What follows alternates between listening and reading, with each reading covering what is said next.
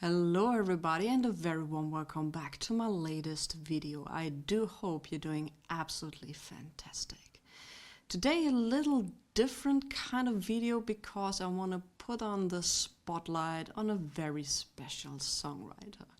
And if you are a Beatles fan, I'm pretty sure that you're very familiar with this songwriter and the lawsuit that made the song being shown or being heard in the public almost a decade after its first release. Today we're gonna cover Ronald Augustus Mack. Behind every classic hit is a story, and today we're shining a light on a musical genius gone too soon. The man who gave us He's So Fine. He's so fine. And indirectly one of the most famous copyright battles in music history. I had to stand up in court with my guitar. Born on July the 11th in 1940 in Harlem, Ronnie Mack, affectionately called Rocco, was a self-taught pianist with a deep passion for music. In the 1950s he became part of the thriving doo-wop scene, forming a vocal group called the Marquis, which featured a female lead, June Bateman. While the group didn't find lasting success, Ronnie discovered his true passion: songwriting. While in the Bronx, Ronnie overheard 3 students harmonizing and saw their potential. He suggested adding Sylvia Peterson to the group, creating a new quartet, the Chiffons. He took an old song he had written originally titled She's So Fine and reworked it into He's So Fine for them to perform. When Ronnie Mack wrote He's So Fine, he knew he had something special. But turning it into a chart-topping hit required the right voices, the right musicians, and the perfect studio magic.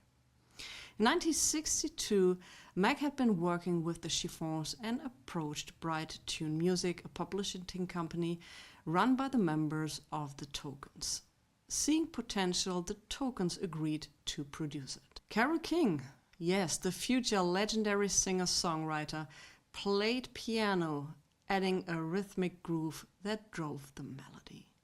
The Tokens themselves provided background harmonies, reinforcing the Chiffons' vocals. The Chiffons delivered lead and harmony vocals that were effortlessly smooth, yet full of youthful energy. Judy Greig's lead vocals soared over the iconic doo-lang background harmonies, added last minute but becoming the song's signature. Unlike many recordings of the time that required multiple takes, He's So Fine came together quickly.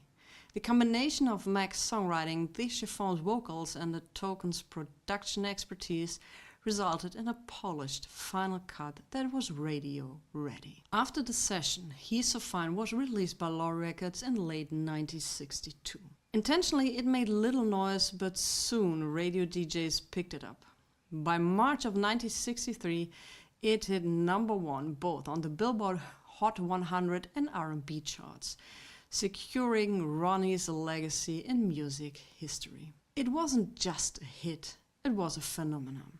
The catchy melody, smooth harmonies, and simple yet irresistible lyrics made it one of the defining songs of the early 1960s girl group era. But just as success knocked on his door, life had other plans. At only 23, Ronnie was battling Hodgkin's lymphoma. As He's So Fine dominated the charts, his health declined.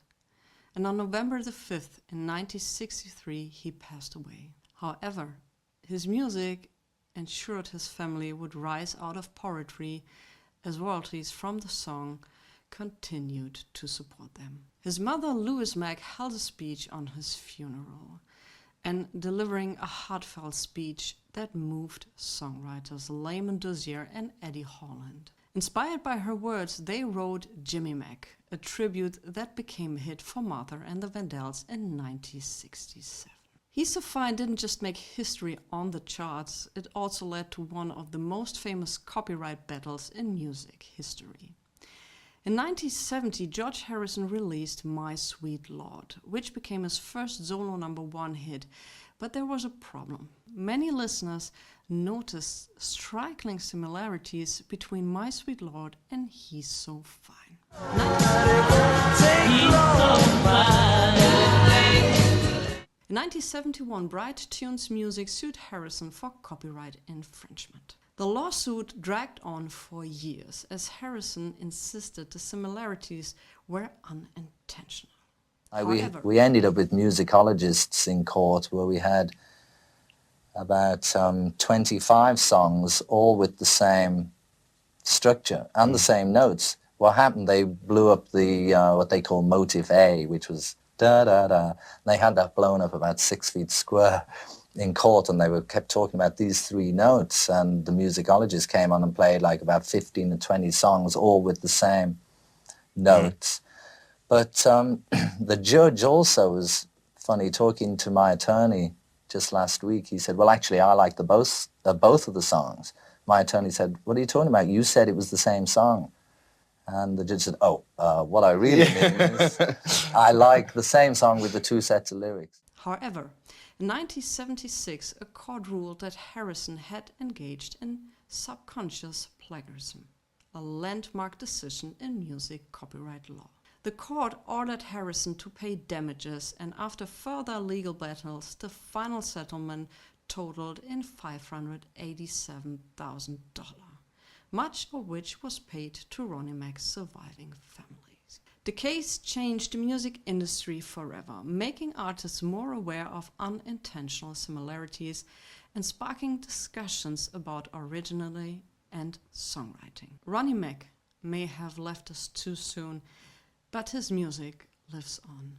And for me on this channel, it's also very important to shine a spotlight on those who are not so familiar names or not household names. Therefore, I highly suggest that you check out his work. If you like that video, I highly suggest that you check out the playlist appearing here, and I catch you on the next one.